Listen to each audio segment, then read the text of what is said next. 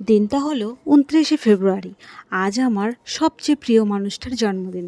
সবার জন্মদিন যেমন প্রতিটা বছরে ঘুরে ঘুরে আসে, এই মানুষটার জীবনে আসে না, কারণ তার লিপি আর বছরের জন্ম। তিনটে বছর অপেক্ষা করার পর আসে আজকের এই দিনটা। তাই দিনটাকে একটু স্পেশাল করার চেষ্টা করেছি। তেমন কোনো বিলাসিতা নয়, সামান্য একটু আয়োজনই অনেক সুখের হয়। এইটুকু তো করতেই হতো।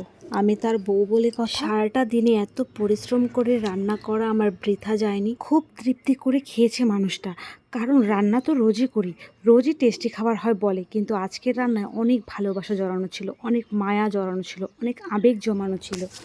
এতেই যেন রান্নার স্বাদ আরও দ্বিগুণ হয়ে উঠেছে। তবে যাই হোক, ধন্যবাদ জানাই তো আমার এই আমিটাকে তোমার জীবনসঙ্গী করে নেওয়ার জন্য। তবে এই মুহূর্তে যারা বড়রা দেখছেন, আমাদের জন্য অনেক অনেক ভালোবাসা দেবেন, অনেক আশীর্বাদ করবেন, আমরা যেন